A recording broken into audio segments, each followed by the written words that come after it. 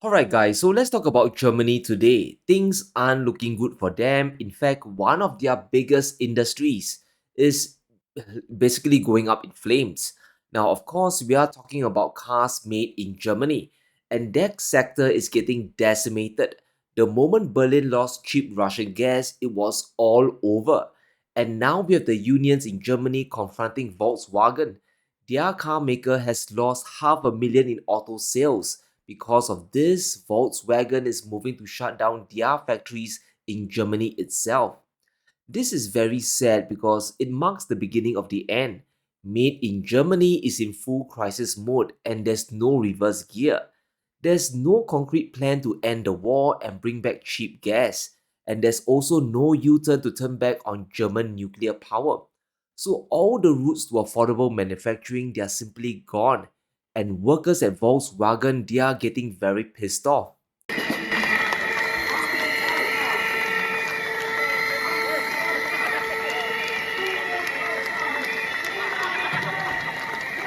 Now, Volkswagen is a German company and their factories in Germany have been standing for over 80 years.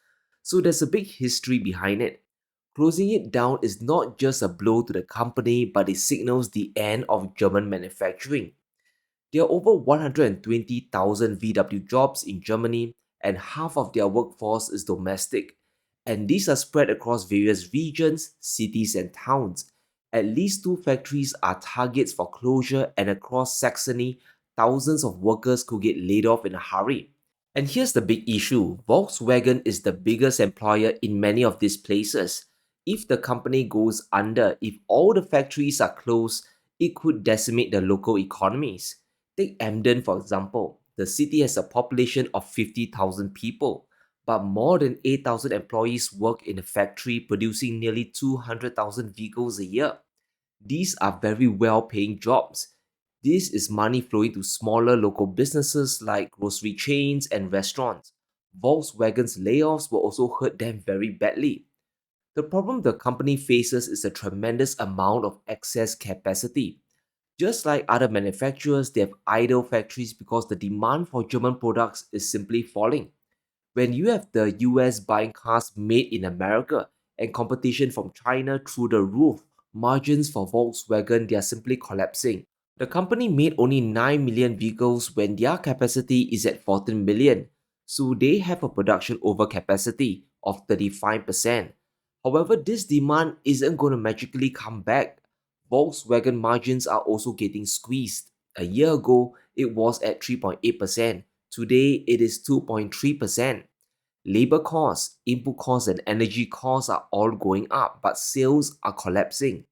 If they can't turn the ship around in 1 or 2 years, it could be all over for Volkswagen. This closure could just be the start of a firing spree across Germany. The brand might be German, but manufacturing will take place in other countries. Factories are already moving to the US, and production in China is only going to ramp up because there's no other way to compete. This chart shows us the best selling EV brands on the planet. The ones in green are German brands, while the ones in red are from China. Almost half of the top 20 are Chinese brands like Geely and Li Auto, and the biggest seller by far is BYD. In just 5 months, they sold 1.2 million EVs to the world.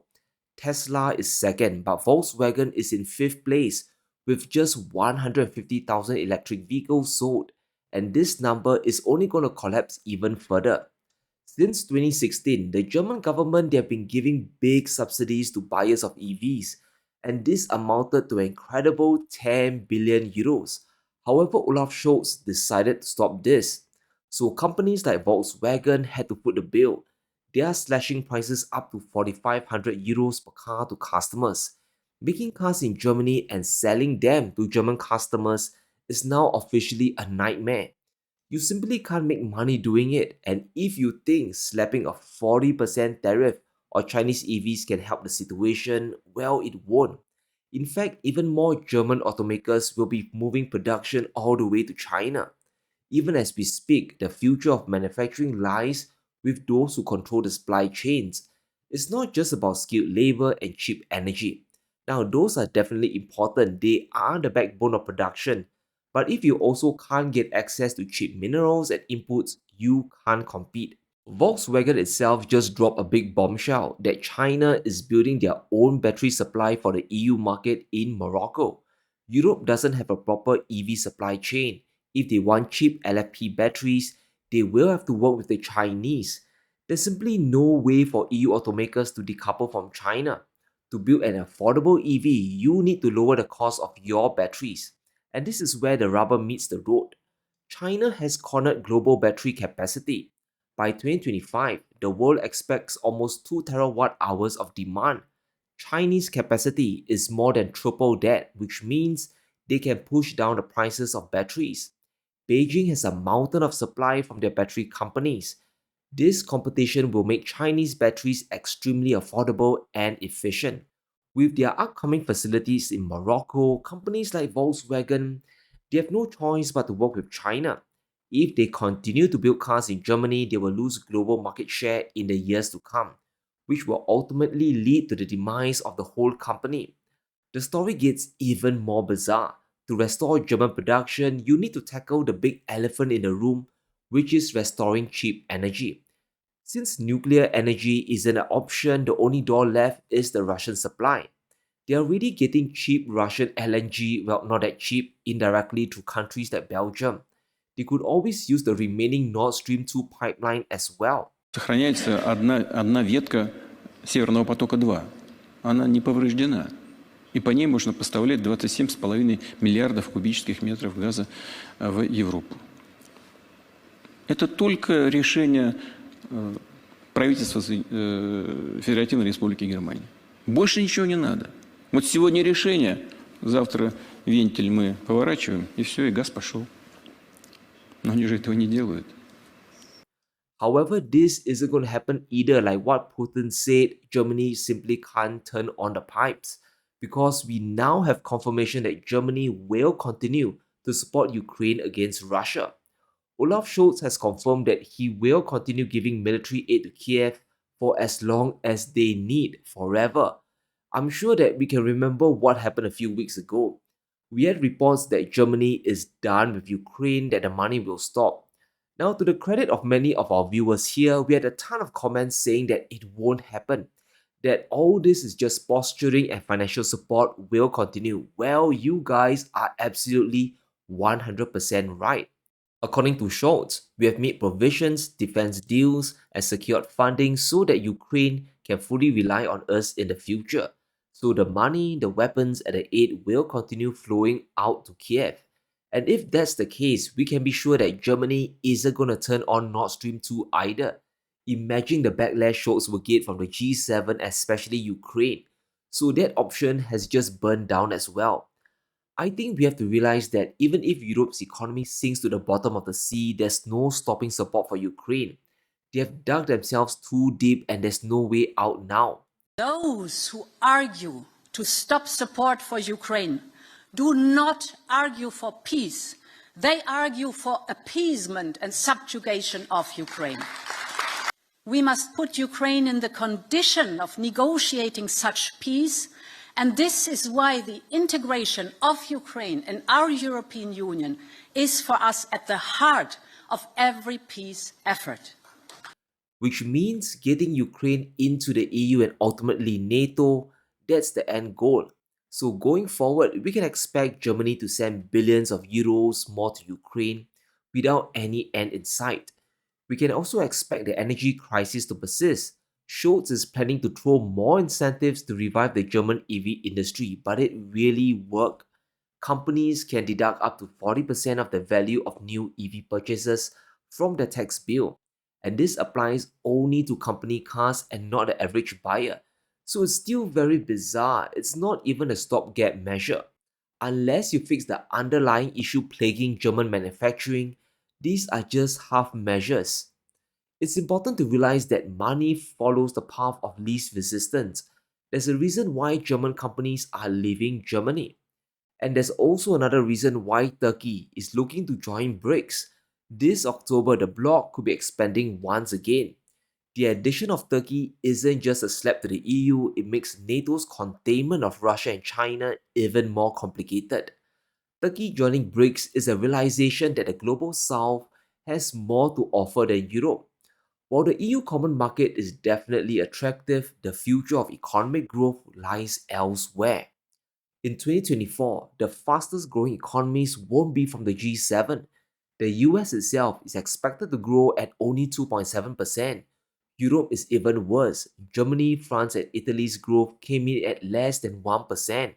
The biggest growth will come from the BRICS, India, China, and the UAE. Their growth is well above the global average of 3.2%. Consumer demand there is going to explode through the roof. So it's obvious why Turkey is throwing their lot with them. The coalition of Russia and China alone, these two countries, they guarantee cheap energy and access to critical supply chains. Turkey is a country rich in mineral deposits, especially rare earths metals. Now, 2 years ago, they discovered a major deposit in central Anatolia, and Erdogan wants to get the resource out of the ground. But instead of heading to the US or the EU, Turkey is enlisting the help of Beijing to develop it. It's not just to get financing or the expertise. Turkey wants to develop mining projects and sell the minerals directly to China. They want to export their critical minerals to companies like CATL and BYD. And this makes complete sense because of crazy Western policies. Chinese EV industry will only continue to grow. 10 or 20 years from now, it's going to get even bigger than before. And this should really freak out every Western country in the world. Turkey's minerals will help China build an even more robust supply chain. It will be impossible to compete against Beijing. And here's how frightening the situation already is. The EV supply chain is virtually made and produced in China. In battery production, China accounts for nearly 80% of global supply. And when it comes to manufacturing the cell components, Chinese companies are also dominating. The same goes for processing critical minerals like lithium, cobalt, and graphite. Turkey's partnership will only cement China's lead. Any automaker in the world that wants to make affordable EVs will need raw materials from China, which probably means setting up a factory somewhere in Shanghai or Shenzhen.